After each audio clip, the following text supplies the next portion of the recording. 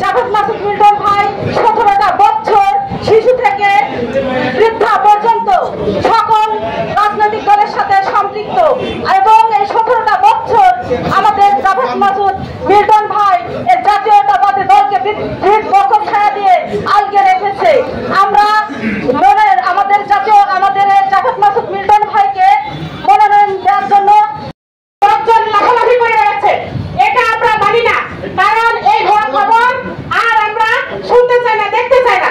আমরা রিজভী সাহেবের যে বক্তব্য শুনেছি এতে আমরা ক্লিয়ার হয়ে গেছি। আগামীতে যে নমিনেশন আমাদের জাভেদ মাসুদ মিল্টন সাহেব সেই নমিনেশন নিয়ে আসবে, আমরা ঐক্যবদ্ধ হয়ে ধানের শীষে ভোট করে জয়যুক্ত করে সংসদে পাঠাবো ইনশাআল্লাহ। এর পরিবর্তে যদি কোনো কিছু আছে, কেউ যদি মনোনয়ন নিয়ে আসে, আমরা গাঙ্গী উপজেলা মহিলা দল সেটা প্রত্যাখ্যান করবো। আমরা প্রতি গ্রামে প্রতি ওয়ার্ডে আমরা এই ভোটের সিনেমানে আমরা কি বললো মনোনয়ন পাইলো গেছেন আমাদের মাথায়, আমাদের ভোট ভাই চিন্তা করে আজকে জনমত জরিপ চলছে, এই জরিপে আমাদের জয় হইতে হবে। এই জরিপ করতে হবে, তাহলে আমাদের কোনো কাজ হবে না। যে বিড়াল সেজে ঘরের মধ্যে শুয়েছিল আর আমার নেতা মিল্টন সাহেব টাইগার সেজে গাঙ্গীর মানুষকে বুকে করে আলগি রেখেছিল বন্ধুরা আমার। কিন্তু আজকে এই 5 তারিখের পরে বিড়ালরা আস্তে আস্তে ঘরের দরজা খুলে বের হচ্ছে। কিন্তু মিল্টন সাহেব যে দীর্ঘ 17টি বছর এই গান্ধী মানুষের নেতা কর্মীদের মামলা হামলা যত দূর সাহায্য সবকিছু মিল্টন সাহেব দেখেছে বন্ধুরা আমার।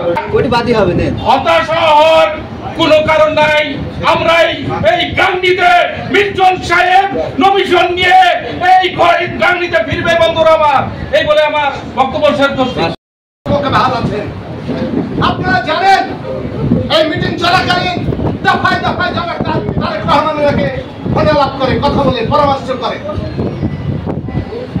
হাল নাই, তরুণ নাই, নিধিরাম সর্দার ফাটায় বসে থেকে গাঙ্গীর গণমানুষের সাথে সম্পর্ক নাই, রাজনীতির সাথে সম্পর্ক নাই, বিএনপির পাশে দাঁড়াবার কোন আশা আকাঙ্ক্ষা নাই।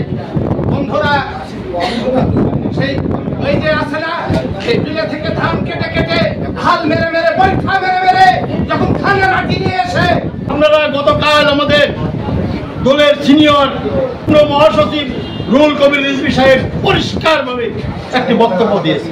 সেই বক্তব্য শোনার পরে কোর্ট কাছারি সব জায়গাতে ওয়াট বৃক্ষ ছায়ার মতো আজকে যে নেতা কোর্টের বারান্দায় ঘুরে আমাদের নেতা কর্মীদের জামিন করেছি, যে নেতাদের এই লোকাল করে জামিন হয়নি তাকে তার নিজের অর্থ দিয়ে হাইকোর্ট থেকে জামিন করেছি। আজকে সেই নেতার পিছনে 90% লোক আজকে তার পিছনে। এই 90% লোককে অপেক্ষা করে কোনদিনই আজকে ওই বিবৃতকর নেতাদের নমিনেশন দিতে পারে না। আজকে বন্ধুরা, আমরা দেখেছি এই দীর্ঘ 17 বছর এই নেতা কোথায় ছিল? একদিনও কোনো নেতার পাশে দাঁড়ায়নি, জেলখানায় কোনো নেতাদের সঙ্গে দেখা করেনি। আর আজকে এমপি হওয়ার স্বপ্ন দেখছে, এই স্বপ্ন কখনোই সফল হবে না।